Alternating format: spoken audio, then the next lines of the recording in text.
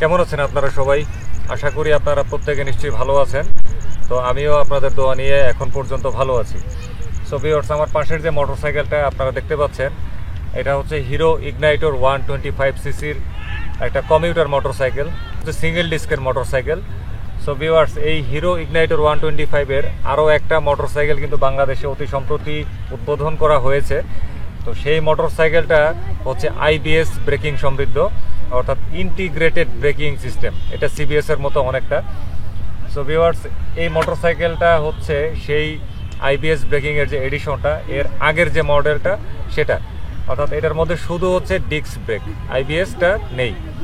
তো এই মোটরসাইকেলটা নিয়ে এর আগে কিন্তু আমি দুটো ভিডিও করেছি। একটা হচ্ছে পেট্রোল দিয়ে মাইলেজ টেস্ট, আর একটা হচ্ছে অকটেন দিয়ে মাইলেজ টেস্ট। আপনারা যদি কেউ ভিডিওটা মিস করে থাকেন, সমস্যা নেই, চ্যানেলে ভিডিওটা আছে, আপনারা দেখে নিতে পারেন।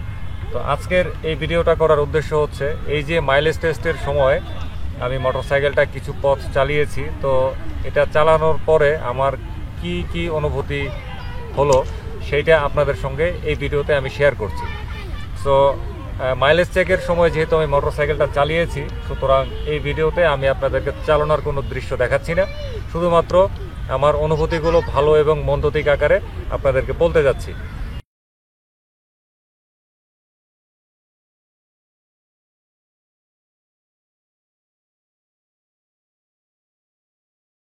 তো প্রথমে বলবো হচ্ছে কিছু ভালো দিক। তো এটার প্রথম যে ভালো দিক সেটা হচ্ছে এটার যে লুকিংটা। এটার মধ্যে একটা স্পোর্টি একটা লুক দেওয়ার চেষ্টা করা হয়েছে। এটার যে ফুয়েল ট্যাঙ্কের ডিজাইন, হেডলাইটের ডিজাইন, সব কিছুর মধ্যে একটা স্পোর্টি একটা ভাব দেওয়ার একটা চেষ্টা করা হয়েছে। তো একটা কমিউটার মোটরসাইকেল হিসেবে এ ধরনের ডিজাইন, এটা সত্যিই কিন্তু মানে নজর কাড়ার মতন। এরপরের যে ভালো দিক সেটা হচ্ছে এটার ব্রেকিং। এটার হচ্ছে সামনে ডিস্ক ব্রেক এবং পেছনে হচ্ছে ড্রাম ব্রেক। তো আমি মাইলেজ টেস্টের সময় এটা ম্যাক্সিমাম 100-র কাছাকাছি গতিতে যেতে সক্ষম হয়েছি, 90-এর উপরে, 90-100-এর মাঝামাঝি। তো তখন আমি এটা হার্ডলি ব্রেক করে আমি ট্রাই করছি, ডিস্ক ব্রেকটা এবং পেছনে ড্রাম ব্রেকটা। এছাড়া ভাঙা রাস্তার মধ্যে আমি এটা ট্রাই করছি আমার সাধ্য মতন। ট্রাই করে যেটা পেলাম যে এটা খুব সহজে সুন্দরভাবে কিন্তু মোটরসাইকেলটাকে নিয়ন্ত্রণে আনা সম্ভব হয়েছে। অর্থাৎ আমি বোঝাতে যাচ্ছি যে এটার মধ্যে যে ধরনের ব্রেকিং সিস্টেম দেওয়া হয়েছে, এই মোটরসাইকেলটাকে নিয়ন্ত্রণে আনা আমার কাছে খুব একটা বিরক্ত লাগেনি বা ঝুঁকিপূর্ণ মনে হয়নি। এরপরের যে ভালো দিক সেটা হচ্ছে এটার বিল্ট ইন। তো এটার যে বিল্ড কোয়ালিটি অ্যাজ ইউজুয়াল এটা কমিউটার মোটরসাইকেল হিসেবে খুবই ভালো লেগেছে। আরও কিছু কমিউটার মোটরসাইকেল আছে ভারতীয়, তো সেগুলির চাইতেও এটার বিল্ড কোয়ালিটিটা আমার কাছে অনেকাংশে ভালো মনে হয়েছে। আচ্ছা, এরপরের যে ভালো দিক সেটা হচ্ছে এটার সিটিং এবং এটার যে হ্যান্ডেলটা। এটা যেহেতু এটা কমিউটার মোটরসাইকেল, এটার হ্যান্ডেলটা হচ্ছে আপরাইট পজিশন। সুতরাং এটা দীর্ঘক্ষণ সিটিতে চালালেও, যানজটের মধ্যে বসে থাকলেও এটার কারণে কোনো হাতে ব্যথা বা দেহে আরও ব্যথা এইসব কোনো কিছু অনুভূত হবে বলে আমার কাছে মনে হয়নি। আর এটার যে সিটটা, এটা যথেষ্ট কমফোর্টেবল, ছড়ানো সিট, এবং এই সিটের মধ্যে কিন্তু এক্সট্রা একটা গ্রিপ আছে। মানে সিটে যখন আপনি বসবেন, আপনি যদি কোনো কারণে হার্ড ব্রেকও করেন, তো আপনি কিন্তু এটার সঙ্গে মানে স্কিড করবে না, আপনি কিন্তু এখানে খুব আটকে বসে থাকতে পারবেন। এই কাপড়টা কিন্তু অ্যান্টি স্কিড করার কোনো চান্স নাই। আর এটার যে পিলিয়নের যে অংশটা, এই অংশটাও কিন্তু বেশ চওড়া, প্রশস্ত, এবং এটারও কিন্তু এরকম অ্যান্টি স্কিডিং একটা অপশন কিন্তু আছে এটার কাপড়ের মধ্যে। আচ্ছা, তারপরের যে ভালো দিক সেটা হচ্ছে এটার টায়ারের গ্রিপ। এটার সামনের যে টায়ার সেটা হচ্ছে 80-100 সাইজের এবং রিমের সাইজ হচ্ছে 18, এবং এটার যে পেছনের টায়ার সেটা হচ্ছে 90-90 এবং রিমের সাইজ হচ্ছে 17। তো এই যে আমি চালানোর সময় ভাঙ্গা রাস্তায় বললেন বা ভালো রাস্তায় বললেন, তো সেইসব জায়গায় আমি এটা ব্রেক করার সময় আমি এটা ফলো করছি যে টায়ারটা কিন্তু গ্রিপিংটা যথেষ্ট পরিমাণে ভালো দেয়।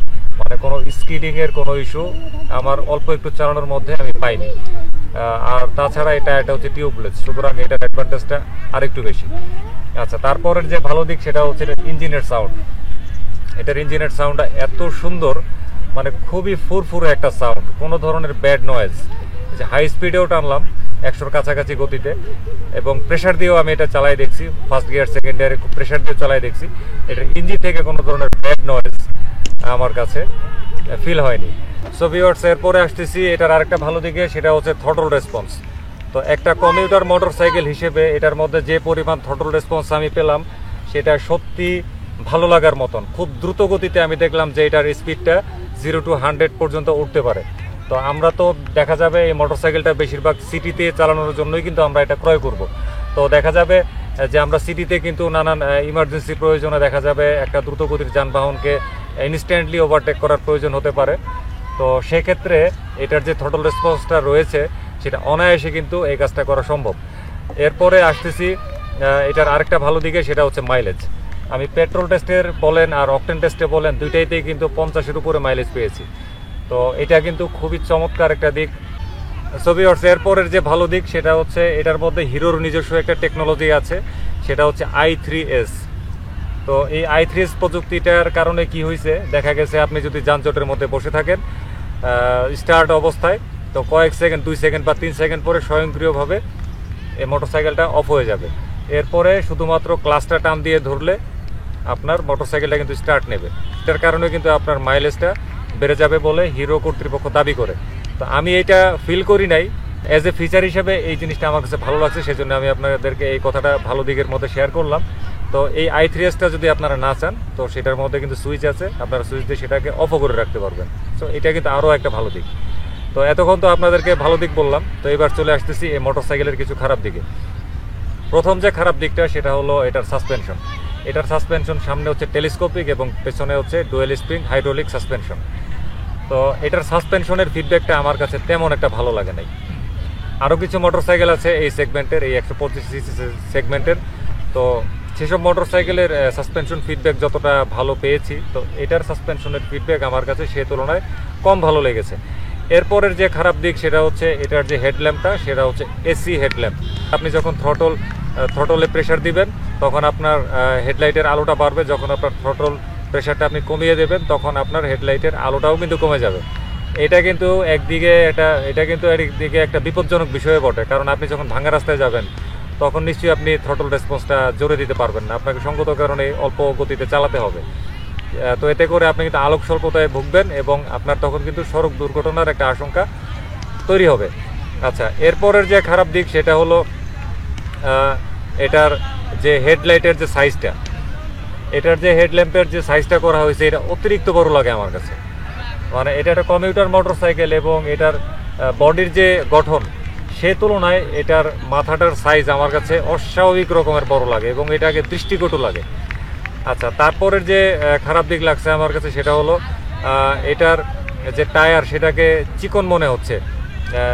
এটা চিকনটা মনে হওয়ার কারণ হচ্ছে এটার হেডলাইট এবং বডির যে গঠনটা এটা যতটুকু বড় এবং বাল্কি করা হয়েছে সে তুলনায় আমার কাছে এটার চাকার সাইজটা একটু চিকন মনে হয়েছে। এটার পেছনের টায়ারের সাইজ হচ্ছে 90/90।